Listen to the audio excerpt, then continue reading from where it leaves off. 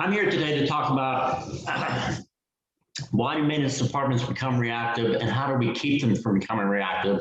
Or conversely, if they already are reactive, how do we climb out of the hole we're in?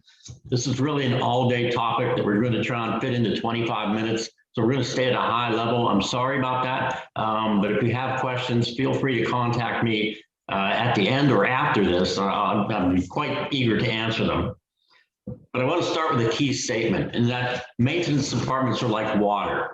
Without a restrictive force, they will immediately sink to their lowest level. And with maintenance, the lowest level is purely reactive maintenance. And that's a bad thing. And the first thing we have to understand is why don't we want to be reactive? First of all, it's 2 to 4 times more expensive than your better forms or higher forms of maintenance. Big deal. It's a terrible lifestyle. If you're in maintenance, what you do tonight or what you do this weekend is not decided by you. It's decided by a piece of dumb metal that's going to figure out whenever it wants to break. You don't want to be there. But more importantly, and this statement is aimed at maintenance managers, it doesn't take the skill level to run a reactive department that it takes to run higher level departments. And that means you're easily replaceable if you're a manager of a reactive department. You don't want to be there. You don't want to be the weakest cog in an organization. So just for survival, you don't want to be a reactive maintenance department manager. But there are benefits to reactive maintenance, and we have to understand them. First, it requires the least amount of people. Secondly, it gets more overtime for your technicians. Third, it endows some of your technicians with more power if they're the guys who know how to constantly fix a broken machine. And it gives your technicians that great moment of accomplishment. When you come to a downline and you fix that machine, you're the hero and you get on your horse and you ride into a sunset like a character in a movie. That's a good feeling. I've had that feeling myself, and I'm sure a lot of you have, but you don't want to live there. None of the benefits of reactive maintenance have a business case to support them. You have to understand that. But you have to understand these benefits are there because there are people who are going to fight being anything but reactive because it's in their best interest to do so. So, okay, why does the maintenance department become reactive? I'm going to focus on two broad causes of it. And they're basically the inside forces that maintenance imposes on itself that makes it want to be reactive, and the outside forces mostly imposed by upper management, site management on maintenance. It's two big bullies in the room, kind of what's doing it. And first we have to understand, I'm going to first understand the external forces that push a maintenance department to become reactive. And they're mostly, as I said, they're mostly upper management, corporate management or site management.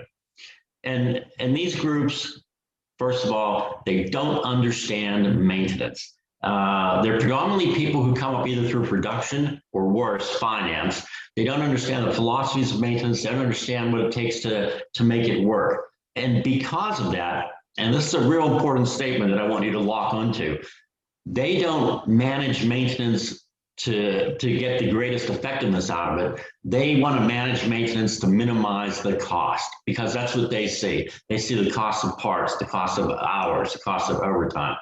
What they don't see, unfortunately, is the cost caused by bad maintenance. And these costs are there, but they're not quantified well. And that's machine variability, causing you're unable to make steady state product. You throw a lot of products away. The customers you lose due to not being able to deliver on time. There's a ton of them, but like I said, they're not quantified well, and they don't come into the equation.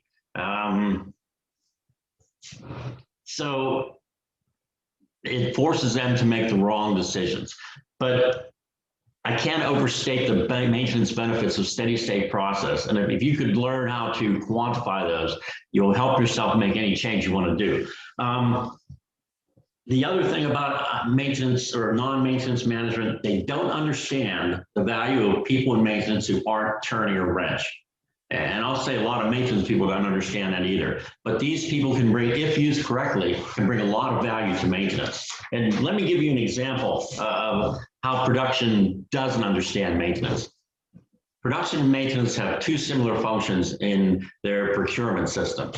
Maintenance is procuring the parts for their machines. Production is procuring the supplies to make whatever their product is, the metal, the plastics, the acids, whatever. In a small plant, there may be 100 inputs into the production process, but the maintenance storeroom, whatever you want to call it, will have like 1,300 parts. So one's more complicated than the other, and the maintenance one's more complicated. The production materials, you know roughly when they're going to be needed and in what quantities. There's a schedule laid out weeks, if not months in advance. The maintenance parts, their usage is random. You don't know which ones are going to be used and in what quantity. Their functions are pretty much the same. They both have to obtain quotes, issue POs, receive the items, put the items away, and issue the items.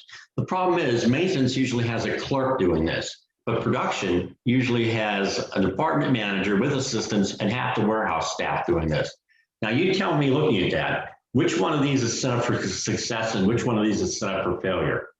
See, there's a big difference in the way these things are looked at. They do not understand, hey, I can use that second store attendant, or I need somebody who's full-time dedicated to this, because it's not somebody turning a wrench. So I don't want to denigrate or make fun of upper management. They're not stupid people. They're smart. They try to do a good job. They try and make things better. So what do? They don't understand maintenance. They go for somewhere for advice. Where do they go? Usually a consultant. And a consultant, I'm a consultant myself, but I'll tell you, most of the consultants you bring in are useless. But they come in with a product that tries it, and they try and make your situation fit their product. And they'll just come in and say, well, this is what you need to do is you need to be world-class maintenance, and this is what world-class maintenance departments do. They have planning and scheduling this, and these are the performance indicators, which all sounds nice. So now the upper management comes down to maintenance and says, we're going to be world-class maintenance. We're going to start doing this, and we're going to put in all these performance indicators. And it sounds good, but it doesn't work, because depending on where a department is in its life cycle, what it needs to get better is different. And to use a really outlandish example, you don't put a turbocharger on an ox cart. A turbocharger is a great thing, but it's not going to do anything on an ox cart. And if you try and take a department that's reactive or semi-reactive and all of a sudden say, we're going to be world-class maintenance, you're not going to do a thing. I've seen a lot of companies put in a huge planning and scheduling department and put in all its performance indicators and spend a lot of money on personnel getting this up. And they end up not improving their equipment maintenance, their equipment effectiveness, their equipment uptime. All they did was add cost to it because they were doing the wrong thing at the wrong time. So where a department is in its life cycle is very critical to what you have to do to start making it better. And I'm going to put a little bit of a side here. You'll hear people talk and say, well, you want to be a proactive maintenance department. You want to be a predictive maintenance department. You want to be a preventive maintenance department. There are no such things. A maintenance department does a little bit of all that. And it's kind of depends on how good you are, depends on what the ratios are. There is such a thing as a reactive maintenance department, because there are departments that only do reactive maintenance. I say that because when I hear a consultant talking to somebody and saying, well, you want to be a proactive maintenance department, that's a sign they don't know what they're talking about. So that's roughly glossing over the external pressure that's kind of forcing maintenance to be reactive. Now, what are the internal pressures? There's two I'm going to go over. The first is historical. Maintenance technicians, the people you hire for the department, are pretty much self-chosen. They would be in maintenance no matter what company they work for, where they work for. They're people who grew up working with their hands. They like to use tools. They like to fix things. That's how they learn the talents, which gets them hired into maintenance. Unfortunately, when they are hired into maintenance, they think because fixing things has got me here, they think their job is to fix things. It's not. In an industrial maintenance department, their job is not to fix things, it's to keep them running. There's a huge philosophical difference between those two extremes. And unfortunately, a lot of the maintenance people are not trained or coached in the fact that what they're doing is different from what they've done before they got here. So they tend to want to do what they're familiar with. And this is kind of a repeat of what I said earlier, but they like that hero effect. They like being endowed with power because they can fix things. The white knight effect. And a lot of times in this situation, your maintenance people don't like to share their knowledge because that thinks that takes away from their power. I mention these things because they're cultural realities that you have to deal with. Maintenance people, management, they're very good at dealing with technical problems. They tend not to want to put as much time into the people cultural problems, but you have to understand them and know that whenever you try and make change, these forces are going to give you resistance. So I hope I haven't preached too much on that, but you can't ignore the people side of what you're doing. Okay, now the second, and what I call this the greatest internal pressure, forcing maintenance departments to be reactive or not become anything but reactive, is the knowledge and abilities of the maintenance manager. I say knowledge, ability, and influence, or the lack of knowledge, ability, and influence of the maintenance manager. And I'm going to cover each of these three things in detail because they're very important. And first of all, the knowledge of the maintenance manager. What knowledge does a maintenance manager need? And this isn't about the nuts and bolts of the machine. I'm not talking about does he understand how to rebuild a pump or pack a valve. That's not what we're talking about here. What I'm talking about is understanding the philosophies and different tools, techniques required to do the different types of maintenance. Reactive, let's get out of reactive. Preventive maintenance requires different tools and abilities than predictive maintenance. And proactive requires different too. And reactive requires different. And you need all those abilities, but you can't start doing one without the abilities or tools to do it. You have to understand where they apply, why they apply. And it's not, the knowledge is not as obvious as you might think. You need performance, you need to know what performance indicators apply at each level for the different levels of maintenance. So you're looking at the right things to measure yourself. This is why you can't just put in performance indicators that a world-class maintenance department uses, because a lot of them won't apply to where you are. You need to understand what tools and talents you need, and you don't, and this might sound like a stupid statement, but you don't just need to know what you need to know. You need to know what it looks like. It's one thing to say, well, I need a good PM program. It's another thing to understand what a good PM program is. I've been to a lot of places where people think they have a good PM program, but they don't. But they've never seen anything better, so they don't understand. So, and this goes on to other things. What's a good procedure look like? What's a good storeroom look like? What's a good predictive program look like? You need to know what that end result is supposed to be, not just that you need one. The problem with this is there's no readily available place for a maintenance manager to go and get the knowledge he needs. It's out there, but it has to be gleaned from a lot of different places. And there's a lot of misinformation out there too that you have to kind of push to the side. And this is hard to do on your own. This is where you need help. A mentor, outside help, a good consultant, somebody with different experience, maybe in a different industry, who can help guide you in some of these things or help you understand them. And I'll tell you what, there's a lot of outside help out there, and it's easy to find, but finding good help is a lot harder.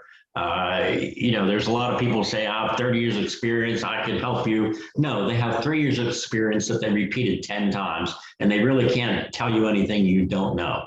Or they've had their experience in one situation, one type of plant, they only know one way to do it, and they think that's the only way to do it, which might not fit your situation.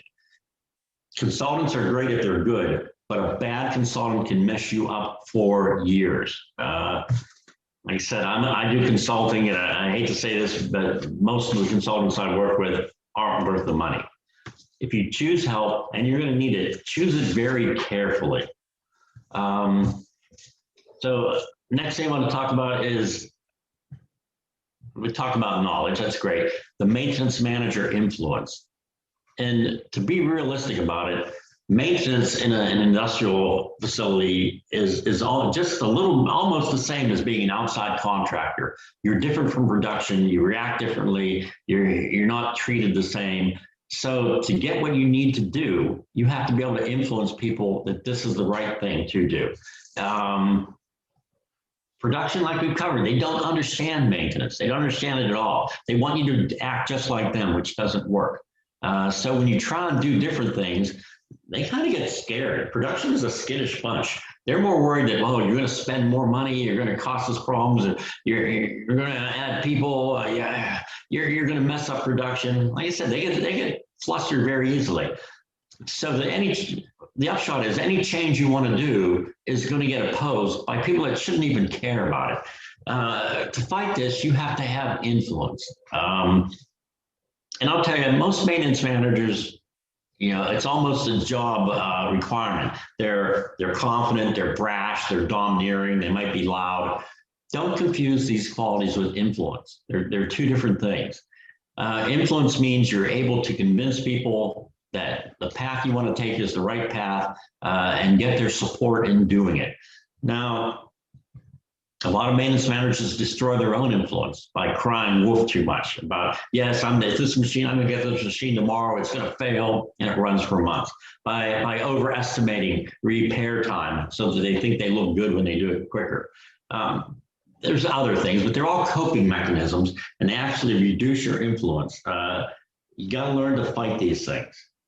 And one more thing I want to say about maintenance manager influence, it's got to work in both directions, up and down. You have to be able to influence the people that work for you. You can't lead unless you're followed. And like you said, there are some people who work for you, they want to stay at a lower level of maintenance because it benefits their bottom line, or they're just afraid of change or the standard inertia. Influence is a powerful thing that you need to develop. And the third characteristic is the maintenance manager's ability to get the job done. And once again, by ability, I'm not talking about their understanding of mechanical, electrical principles, all that stuff. If they don't have that already, they shouldn't be in the job.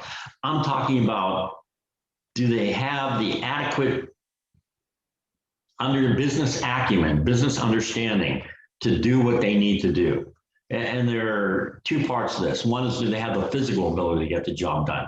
And by physical, I mean, if the plant's in such a condition that you're just running from failure to failure, and you don't have money to get parts, and you're just cobbling everything together with wire and duct tape, no, you're not going to get better. You don't have the resources available or the structure available. You're never going to get better in that situation without more resources, money, whatever, as a starting point.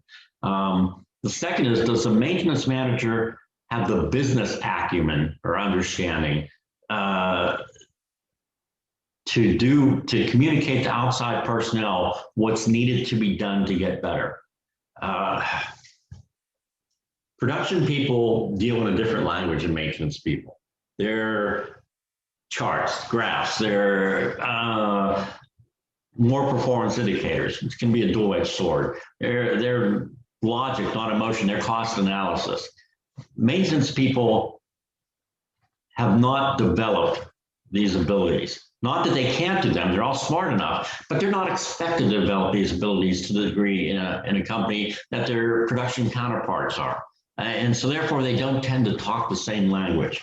A business case always needs to be made to sell intended actions. And you have to, on a business level, be able to explain to people what you're doing, why you're doing it, and what the benefits are going to be. It can't just be gut feel or this is what the publication says.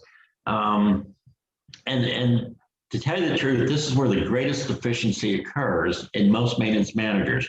They haven't developed the business understanding they need to communicate adequately and show people what they've done. A lot of maintenance managers are chosen by default. Oh, he has an engineering degree, he can run maintenance. Or, boy, he knows how to rebuild a pump and he speaks well and looks good, we'll make him the maintenance manager. Not that these people can't be good at the job, but they're not chosen with the larger skills in mind.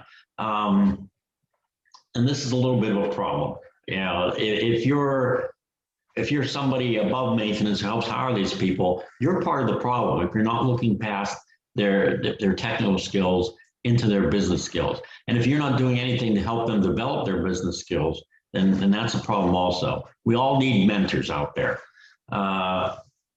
And, you know, as a kind of to display this, I've seen plants, and I bet a lot of you out there have. I've seen plants where they've taken months to find the next production manager and weeks to find the next maintenance manager. So, yeah, there's kind of a different way that these things are looked at. So, in summary, the maintenance manager's knowledge, ability, and influence are kind of the biggest determinants that I've seen of the success of a maintenance department. And usually when I've seen it come to in a situation where a maintenance department used to be good and is now bad, two things started it. 80% of the time it's a change in maintenance management to somebody who doesn't understand maintenance.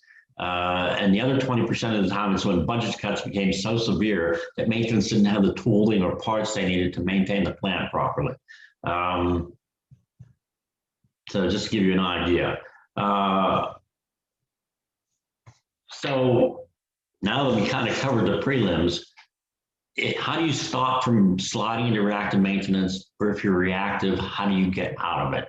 And the first thing I'm going to say is a caution.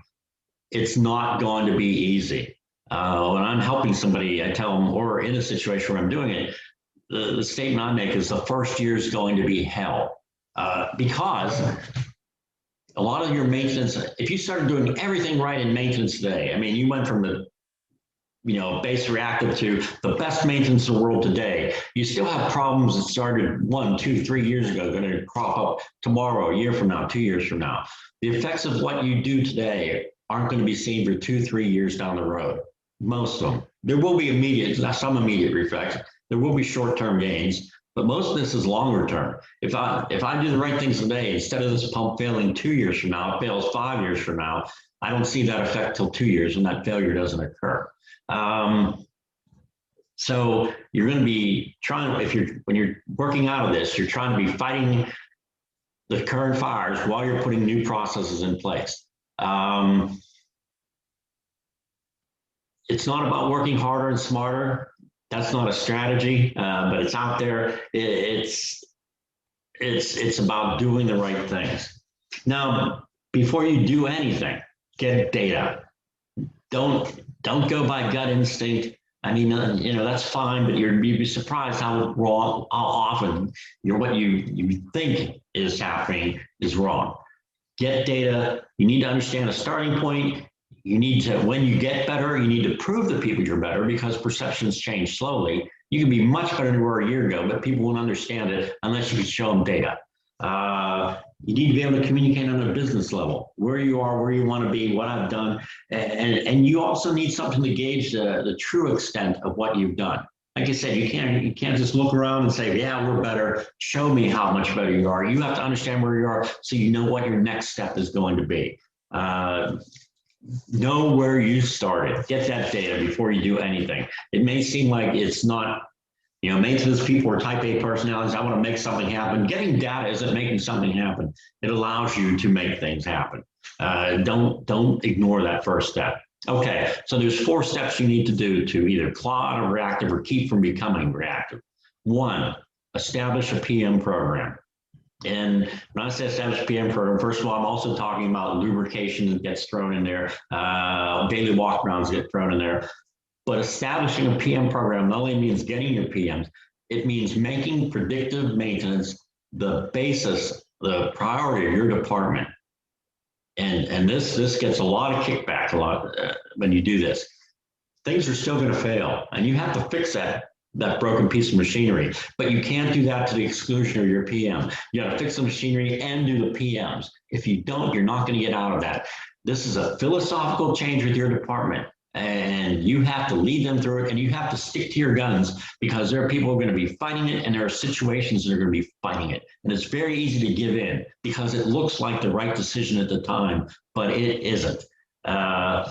Your PMs that you develop, they have to be relevant. They have to be the right PMs. They can't be pencil whipped. When people say they did them, they actually have to do them. Your PMs have to be evergreen. By this, I mean you're constantly updating them. It's not that you got the manufacturer's manual when the equipment got put in and said, manufacturer says do this, okay, that's my PM program, I'm good for 40 years. No, that's a starting point. Don't be so naive to think that engineers are so brilliant that they designed this pump so that it doesn't need the oil change until the Earth circles the sun once. No, a year is just a common number that seems good. So they put a year, they put a 6 months. That has no understanding of what situation that equipment's in, the environment, excessive heat, dirt, or cleanliness. Maybe this pump needs to be looked at every year and a half. Maybe it needs to be looked at every 3 months. And maybe there's failure mechanisms that aren't addressed in the maintenance manual, the tech manual. Use your experience to modify the PMs. And also, your PMs have to have detailed instruction. You can't, a PM that says inspect the machine, it's not real good, because every individual who goes out to inspect the machine does something different. So you don't know what they're looking at or what's being done in that machine.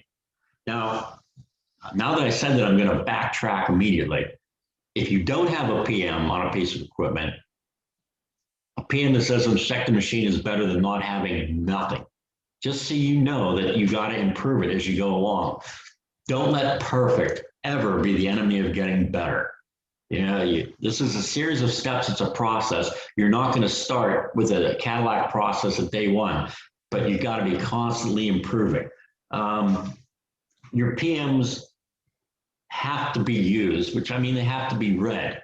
And this is a problem I've seen in a lot of places. A guy will get a PM procedure and he'll look at the title. It says, I don't know, inspect this machine. She does an inspection and never looks at the procedure. That's the wrong thing. That's a cultural thing that you have to fight. And here's why. There's a lot of benefits to a good PM procedure, a lot. First is repeatability. Everybody who goes out the machine does the same things. So you know what's being done in the machine, you know the right things are being done. That's good. Two, these procedures provide training. And if you have a good procedure that says how to inspect a piece of machinery, you kind of train somebody in how to inspect any type of similar machinery, or a lot of things that will cross over between machines. They're a force multiplier. If you have a good PM, instead of having these 3 guys who always work on the machine do the PM, now any competent technician can go out and do it. That gives you more flexibility with your people, how you use them, how you manage them, how you schedule them. And they reinforce your best practices. If you have instruction, for example, if you have instruction in the PM that says, okay, grease this bearing, first clean off the greaser, then put 3 pumps of grease in, then after you're done, re-clean the greaser, and that's in every PM. Now people understand, yes, I have to clean the zerk before and after every time I grease it. You start getting the standards become more second nature, much better than if you sat everybody down in a meeting one day and said, okay, we're gonna clean the zerk fittings before and after greasing. That procedure will reinforce that and do a better job of it than anything else you could do. Now, developing PM procedures takes a lot of work. Tech managers are a good place to start. As often as you can, involve the technicians in the process. They have a lot of knowledge, and a lot of that knowledge doesn't come out until you get them in a situation where they're really talking about it, maybe talking with each other. Your maintenance people, in my view, are the smartest group in the plant. Sorry, any production people that are watching, but you're smart people, they're problem solvers. They have a lot of knowledge. Tap into that knowledge every time you can. Okay, the second thing you have to do is get your parts under control. You're nothing without the right parts. However, no one has a blank check. You have to, most maintenance people would prefer to have 2 complete spare plants in the storeroom. Well, that's never going to happen. That's not cost effective. They don't understand the cost of holding a part, which is usually 20% of that part's value every year. But what you have to do also understand is what's the cost of not having that part. If you don't have that part and it fails, what would cost you? What's the probability of it failing? Parts takes a lot of effort to manage, and there's a lot of, like I said, the monetary thing keeps you from having everything you want, but there's a lot of different things you can do out there. I've had vendors hold stock, local vendors hold stock for me in their shelves. Yeah, I had a consignment system set up. You got to have the right parts. There's only so much you can do without them. But having the parts is fine, but you have to control them. You have to have a storeroom that works. with all those systems. You have to have min-max, you have to have BOM so you know where your parts goes. A lot of work goes into parts, but you have to have it. Without it, you're going to be reactive. The third step is train your technicians. As I talked about earlier, your technicians don't come into the department with understanding maintenance. Part of what you have to do, you have to coach them in what their job is. It's keeping things running. And they have to understand that even though they're the smartest group in the plant, they are a support group. Their job is to make operations or production, whatever you want to call it, their job easier. They don't like to hear that a lot of times, but that's why you have to coach them into it and train them into it. That is their reason for existence. And not only that, they don't come in with all the skills they need to do good industrial maintenance. They might come in with the background, but that's not enough. And you can't just assume that by working with other guys who've been in the department, they're going to learn what they need to do, because they're going to learn bad habits also. They need technical training to understand, bearings aren't as simple as people think. Greasing isn't as simple as people think because it looks simple. They're going to need training in the right thing to do this and what all the considerations are. And most maintenance people, they eat up this knowledge if you give them a chance at it. Without good technicians, you're very limited. Procedures help that a little bit, but you can't beat a smart, talented, and knowledgeable guy. And the fourth step that you need to do to not be predictive is you need to gather information and then make that information available. Now, I'm sure when I say this, most of you are thinking like a CMMS, computerized maintenance management system, like Maximo, like SAP, and that's a first step. These things are great places to store information, to recall information.